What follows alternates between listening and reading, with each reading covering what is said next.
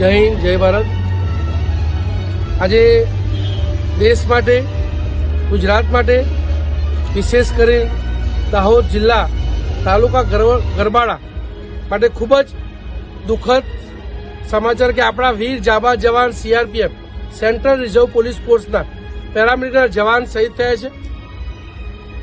એમના અંતિમ યાત્રા ગરબાડા પોલીસ સ્ટેશનથી લઈ એમના ગામ સુધી એમાં ખૂબ મોટી સંખ્યામાં ગ્રામજનો, સગા સંબંધીઓ સર્વે શ્રદ્ધાંજલિ માટે આજે ઉપસ્થિત મોટી સંખ્યામાં થયા છે। પણ ખાસ કરીને વિશેષ આજના દુઃખદ સમયે ગુજરાત પેરામિલિટરી, ગુજરાત પ્રદેશ પ્રમુખ પટેલ દીપેશભાઈ, સમગ્ર પેરામિલિટરી પરિવાર તરફથી આ દુઃખદ સમયે એક શોક સંદેશમાં એક સંદેશ આપવા માંગીએ છીએ કે આપણા જે જવાન છે દેશના એક તરફ સેના જ છે, પણ ભારતના આર્મી, મિલિટરી, સેના જેના જવાન જ્યારે શહીદ થતા હોય છે એના પછી એમના પરિવારની દુઃખ તકલીફ માટે, એમના સમસ્યાના નિવારણ માટે કલ્યાણ બોર્ડનું નિર્માણ ગુજરાતમાં જેમ કર્યું છે એમ ભારતના વિવિધ ક્ષેત્રોમાં એમના માટે કલ્યાણ બોર્ડની એક વ્યવસ્થા છે, જેથી એમના પત્ની, એમની માતા, એમના પિતા, એમના બાળકો એમની સમસ્યા દૂર કરવા માટે પ્રોપર સરકારે એક ચેનલ ચલાવેલી છે।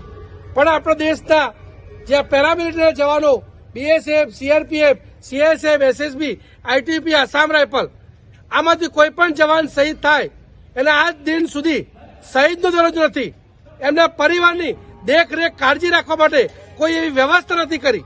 તો હું તમામને ખાસ વિનંતી કરું છું કે આપણા વીર જાબાઝ જવાન એમને ખરેખર સાચા અર્થમાં એમને શ્રદ્ધાંજલિ આપણે આપવી હોય, અર્પણ કરવી હોય તો આપણા સાચા અર્થમાં અર્પણ શ્રદ્ધાંજલિ ત્યારે જ ગણાશે કે જ્યારે આપણા દેશના એક તરફ સેનાના જવાનો છે એમને પણ તમામ સુવિધાઓ, એમને પણ એ જ સન્માન, શહીદીનો દરજ્જો જે આર્મીના જવાનોને મળે છે એ આપણા પેરામિલિટરીના જવાનો મળવું જોઈએ, જેના માટે અહીંના ધારાસભ્યો હોય, સાંસદશ્રીઓ હોય, જસવંત બાબર સાહેબના ખાસ કરીને હું જવાનની આજની શ્રદ્ધાંજલિના આ કાર્યક્રમમાં કહી રહ્યો છું કે આપ પણ આના ઉપર ગંભીરતાથી ધ્યાન લઈને આપણો આદિવાસી સમાજનો કોઈ પણ જવાન શહીદ થાય છે એના પરિવાર સાથે જે આ ભેદભાવની નીતિ છે એ દૂર થાય, એ જ આપણા જવાનના સાચી શ્રદ્ધાંજલિ કહેવાશે।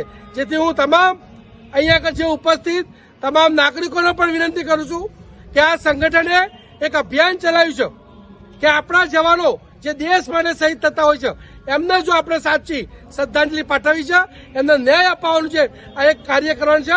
એના માટે હું આપ સૌને વિનંતી કરું છું, યુટ્યુબના માધ્યમથી, ફેસબુકના માધ્યમથી આ વાત આપણા માનનીય યશસ્વી નરેન્દ્ર મોદી સાહેબ સુધી પહોંચવા માટે આપ સૌ મદદરૂપ, સહાયરૂપ બનજો।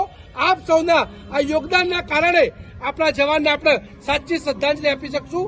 દીપેશ પટેલ પેરામિલિટરી યુટ્યુબ ચેનલના માધ્યમથી આપણે આવા પરિવારની દુઃખ તકલીફ, સમસ્યા સરકાર સુધી પહોંચાડવાનું કામ કરી રહ્યા છે।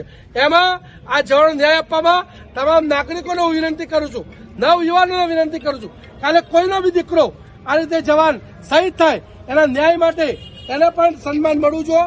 એના માટે હું સર્વેને અપીલ કરું છું, ત્યારે જ આપણા જવાનને સાચી શ્રદ્ધાંજલિ કહેવાશે।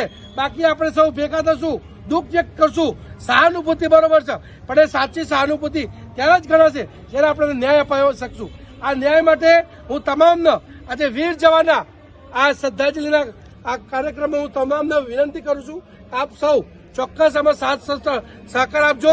એ જ આ પરિવારને આપણી સૌની સહાનુભૂતિ કહેશે, સાંત્વના ગણાશે। જય હિન્દ, જય ભારત। भारत माता की जय, भारत माता की जय, भारत माता की जय।